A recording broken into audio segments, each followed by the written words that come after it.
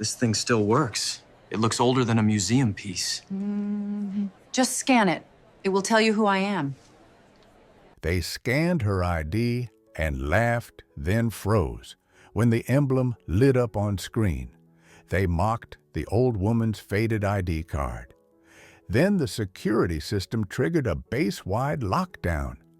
Avery Cross had been using the same military ID for 30 years, its edges worn smooth and photo-faded beyond recognition.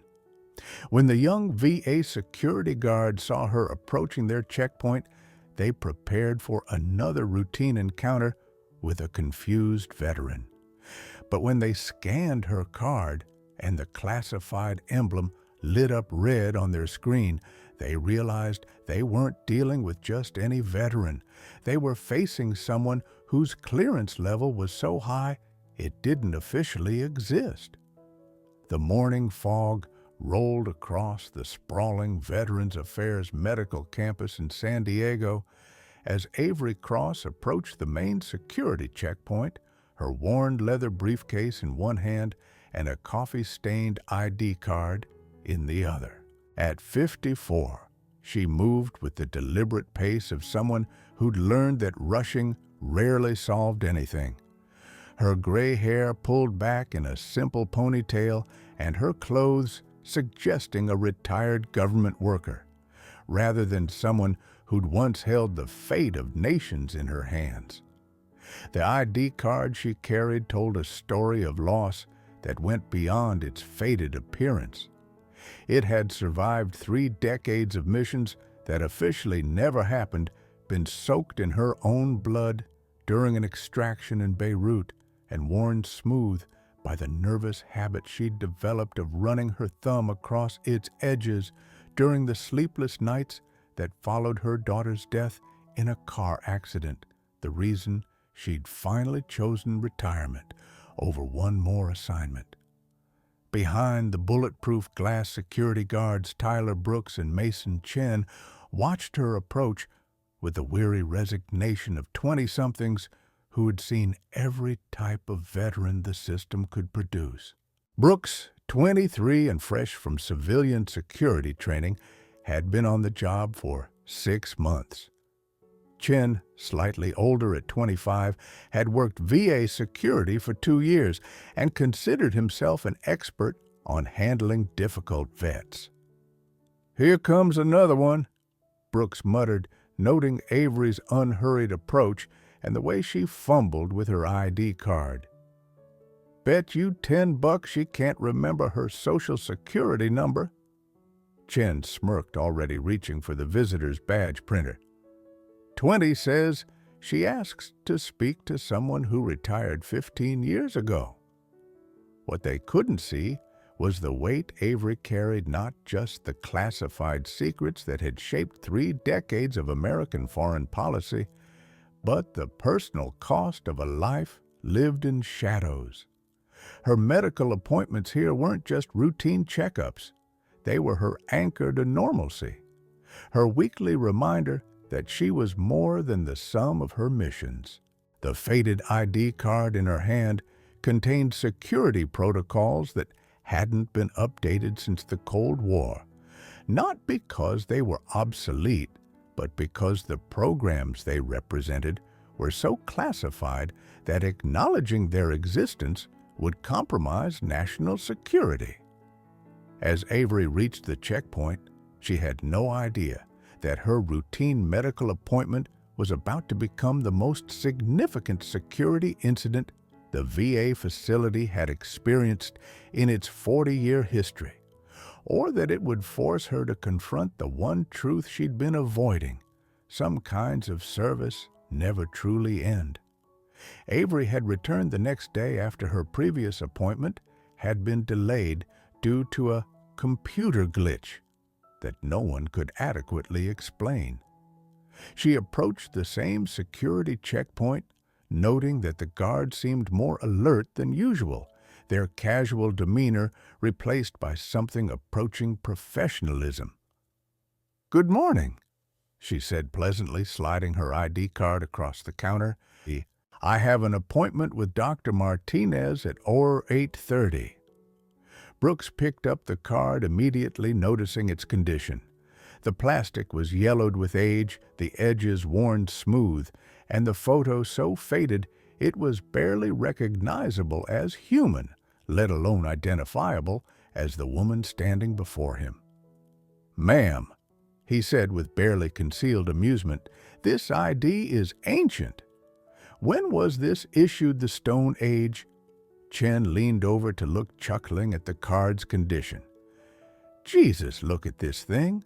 The photo looks like it was taken with a potato."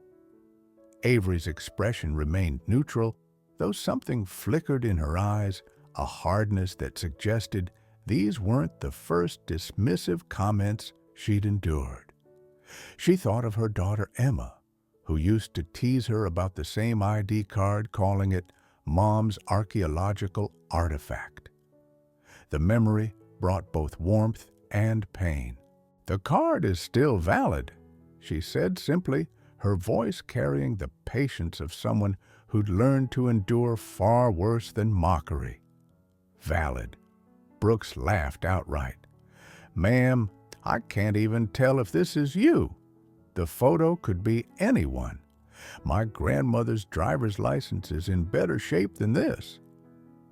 "Perhaps you should scan it," Avery suggested, her voice carrying a note of patience that suggested she'd had this conversation before. Chen shook his head, still grinning. "Lady, I'm not even sure our scanner will read this thing. It looks like it went through a washing machine."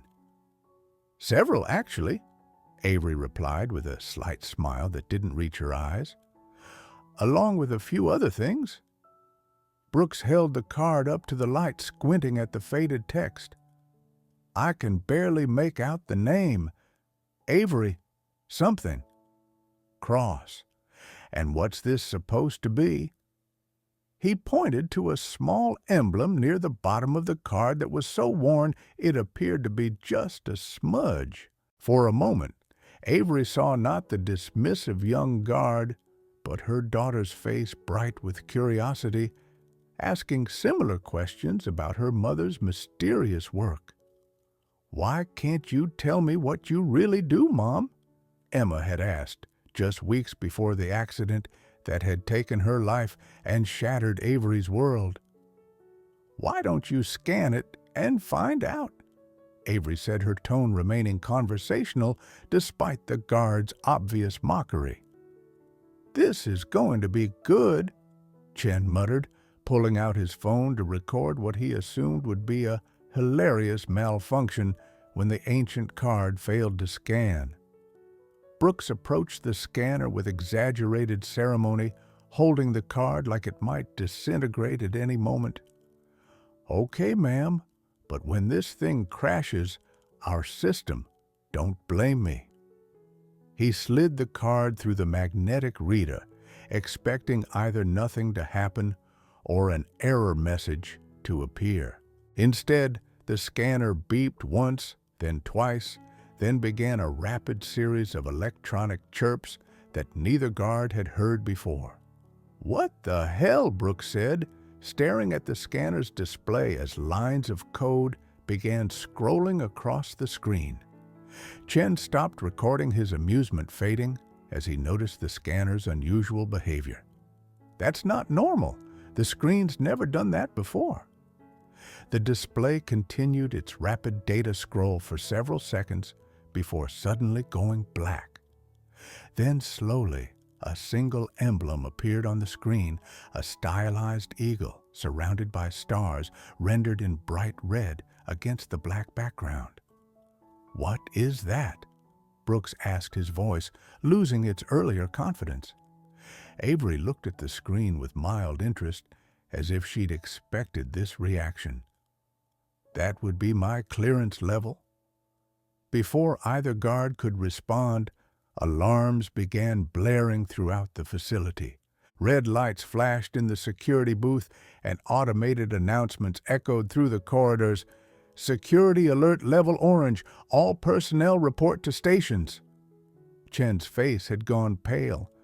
"What did you do to our system?" "I didn't do anything." Avery replied calmly, though she was already reaching for her briefcase. Your system did exactly what it was designed to do when it encountered my clearance level. For the first time since arriving, she allowed herself a small smile, the same smile Emma used to give her when she'd figured out one of her mother's puzzles. I suggest you call your supervisor. The previous day's incident had resulted in a facility-wide security review and a very uncomfortable conversation between the security guards and their supervisor. Avery had been quietly escorted to her appointment after the alarms were finally silenced, but not before half the facility's staff had witnessed the unprecedented lockdown. Now, as she approached the checkpoint for the third time in 3 days, Avery noticed significant changes. Additional security personnel were present, including 2 men in suits who were obviously not VA employees. The casual atmosphere had been replaced by professional alertness that bordered on tension.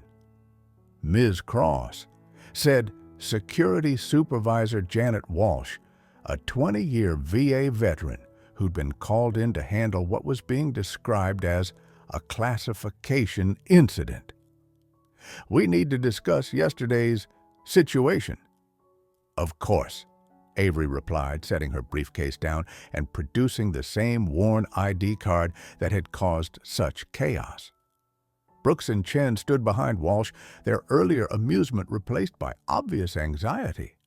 Word had spread quickly through the facility about the guards who'd mocked a veteran's ID and triggered a security incident that had required intervention from Washington. Ma'am, Brooks said, hesitantly stepping forward, I wanted to apologize for yesterday. We were unprofessional and we disrespected your service without knowing anything about your background. Avery studied the young man's face, seeing genuine remorse that reminded her of Emma's expression when she'd apologized for breaking something precious. You couldn't have known, she said gently. My service record is classified for reasons that have nothing to do with you. But we should have shown respect regardless. Chen added, his voice carrying the weight of a hard lesson learned. My grandfather was a veteran, and he always said that every person who served has a story worth honoring. The comment hit Avery unexpectedly hard. She thought of her own father, a World War II veteran who'd never spoken about his service until the day he'd helped her choose her first assignment. Some stories, he'd told her, are too important to tell and too dangerous to forget. Your grandfather was wise, she said, her voice softer than before. Agent Morrison from Homeland Security had spent the previous day making increasingly frantic phone calls to senior officials, each of whom had transferred him to someone else rather than discuss Avery Cross's background. Finally, late Wednesday evening, he'd received a call that had changed everything. Ms. Cross, Morrison said as she approached the checkpoint Thursday morning, we've been able to verify your status. I apologize for any inconvenience. No inconvenience at all, Avery replied. I understand the need for verification when dealing with unusual circumstances. What Morrison didn't say was that his verification call had reached the Director of National Intelligence, who'd personally confirmed Avery's identity before asking a question that had chilled Morrison to the bone. Agent Morrison, do you have any idea what you've stumbled into? Brooks, who had been dreading this encounter since Tuesday's incident, stepped forward with visible nervousness. Ma'am, we've been told that we can't discuss what happened here with anyone, but we wanted you to know that we understand we screwed up. Avery saw something in the young man's eyes that reminded her of the recruits she'd once trained, eager to do right, but struggling with the weight of their mistakes. "What you've learned," she said, "is that assumptions can be dangerous. Every veteran who comes through this checkpoint has a story, and many of those stories involve sacrifices you can't imagine." She paused, thinking of the colleagues she'd lost, the operations that had cost everything, the daughter who died never knowing what her mother really did for a living. "My situation is unusual," she continued, "but the principle applies to everyone. Respect isn't earned by rank or recognition, it's given because service itself deserves honor." Chen nodded earnestly. "Ma'am, can I ask, how do we do better? How do we make sure we don't make the same mistake again?" The question surprised Avery with its sincerity. "You listen," she said.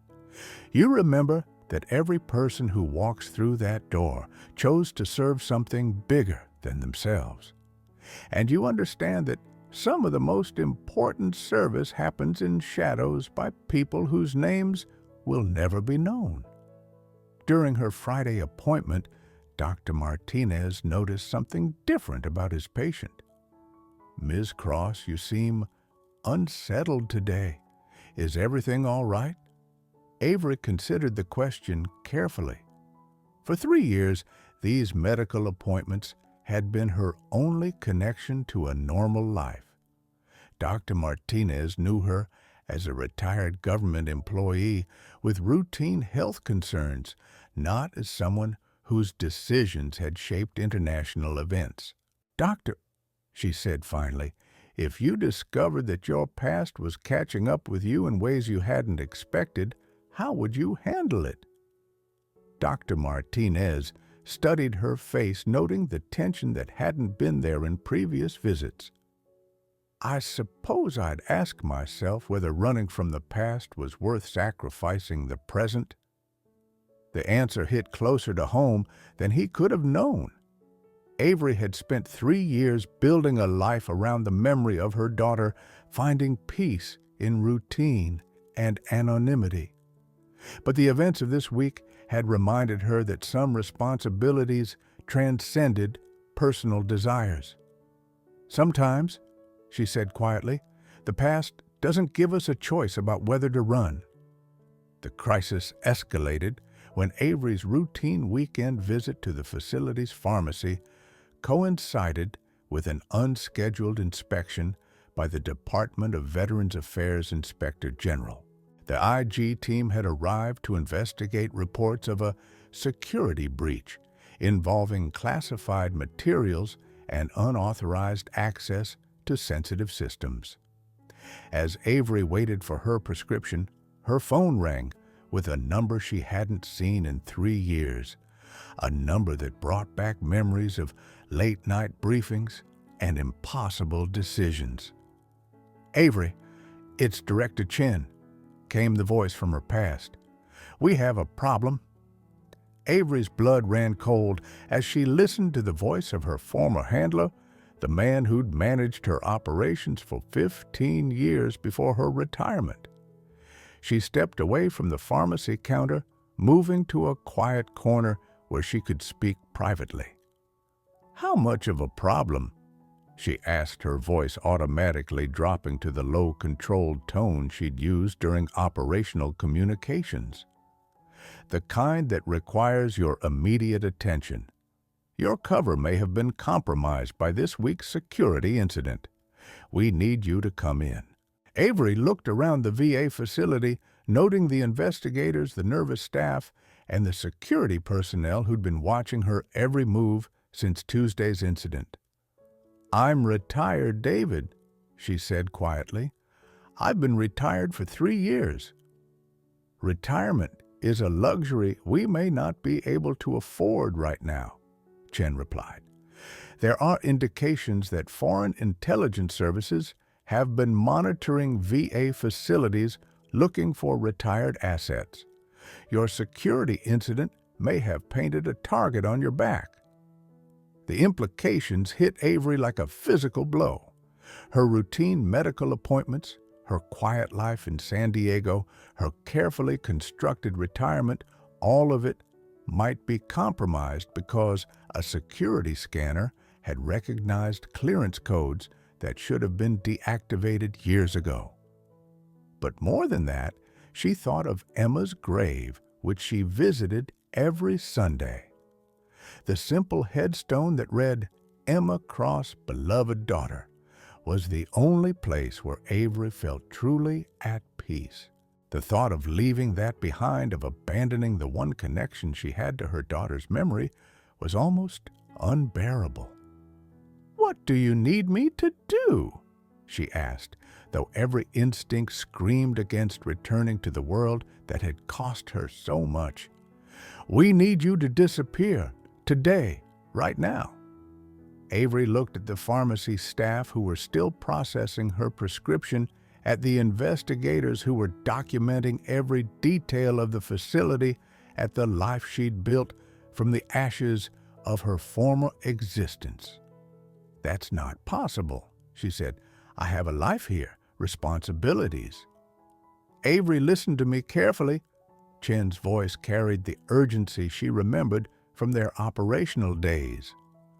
3 hours ago, a man with a Russian accent asked questions about you at your apartment building. 2 hours ago, someone accessed your medical records from an IP address in Beijing. 1 hour ago, surveillance detected unusual activity around this facility. The blood drained from Avery's face as she realized the magnitude of what was happening. Her cover hadn't just been blown, it had been systematically compromised by multiple foreign intelligence services. "How long do I have?" she asked, her training taking over despite the emotional turmoil. "Minutes, not hours. There's a team en route to extract you, but you need to get to the parking garage immediately." Avery thought of Emma's grave, of the flowers she'd planned to bring on Sunday, of the quiet life she'd built as a memorial to her daughter's memory. "David, I can't just disappear. There are things here that matter to me." "Avery," Chen's voice softened slightly, "I know about Emma. I know what this life means to you. But if you don't come in now, you won't have any life at all." The mention of her daughter's name broke something inside Avery's chest. Chen had been there when Emma died, had been the one to grant her compassionate leave, had understood when she'd chosen retirement over another assignment. "I need 5 minutes," she said. "You have 2. Avery looked around the facility one last time, seeing the place that had been her anchor to normal life for 3 years. The staff who'd treated her as just another veteran. The routine that had helped her transition from a life of secrets to something approaching peace. Brooks and Chen were watching her from the security checkpoint, their faces showing concern rather than the mockery of earlier in the week. She walked over to them, her decision crystallizing with each step. "Gentlemen," she said quietly, "thank you for treating me with respect this week. You've learned something important about service, and I hope you'll remember it." "Ma'am," Brooks said, "are you okay? You look—" "I'm fine," Avery replied, though they could all see she wasn't. "Just remember what we discussed about honoring every veteran's story." As alarms began blaring for the second time in a week, Avery Cross walked toward the exit, leaving behind the quiet life she'd built as a memorial to her daughter, and returning to a world she'd thought she'd escaped forever. The secure facility was located in a nondescript office building in downtown San Diego, its bland exterior hiding sophisticated security measures and communication equipment. Avery sat in a conference room that could have been in any corporate headquarters, facing people who represented the darkest corners of American intelligence. Director Chen was there, looking older than she remembered, along with Deputy Director Sarah Walsh. from the CIA FBI Assistant Director Michael Torres, and a woman identified only as Ms. Johnson, who represented interests that remained classified. Avery Chen began, "We need to understand exactly what happened at the VA facility and how your cover was compromised." "My cover wasn't compromised," Avery replied, her voice steady despite the emotional turmoil of the past week. "My cover was never designed to handle modern security systems. The protocols embedded in my ID card were created for a different era." Ms. Johnson leaned forward, her expression unreadable. "Explain." "When I retired 3 years ago, I was told my clearance would be deactivated and my records would be archived. Apparently, that didn't happen. My ID card still carries active clearance codes that trigger security responses in any system designed to recognize them." Deputy Director Walsh consulted her tablet. "According to our records, your clearance was supposed to be downgraded to standard veteran status upon retirement.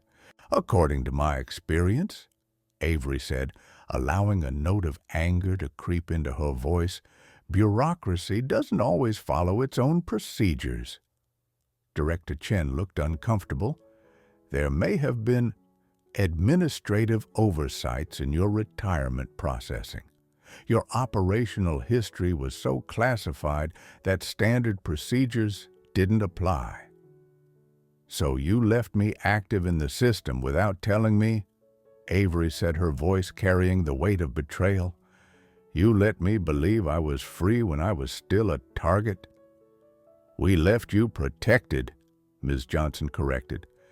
"Your clearance level provides certain safeguards that we felt were necessary given your operational history." Avery stood pacing to the window that looked out over a city where she'd tried to build a normal life. "Protected from what I was living quietly, receiving medical care, visiting my daughter's grave every Sunday. I was bothering no one." The mention of her daughter brought a moment of silence to the room. These people had read her files, knew about Emma's death, understood the personal cost of her service. "The threat is real," Torres said, opening a file folder. "We've identified surveillance teams from at least 3 foreign services operating in the San Diego area. They've been monitoring VA facilities for months, looking for retired assets. And my security incident gave them a target," Avery concluded. "It confirmed what they already suspected," Chen said. "Your operational history made you a person of interest long before this week's events." Ms. Johnson activated a wall display showing satellite imagery and surveillance photos. "These are the teams we've identified: Russian SVR, Chinese MSS, and what appears to be a North Korean operation. They're not just interested in you, they're interested in what you know." Avery studied the images, recognizing the professional quality of the surveillance and the resources being deployed. "What do they think I know?" "Everything," Walsh said simply. "Your operational history spans 30 years and includes some of the most sensitive operations in American intelligence history. You've worked under covers so deep that even we don't have complete records of your activities. Because those records were destroyed for security reasons," Avery pointed out.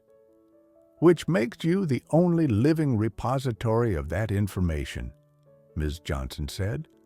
"That makes you extremely valuable to foreign intelligence services."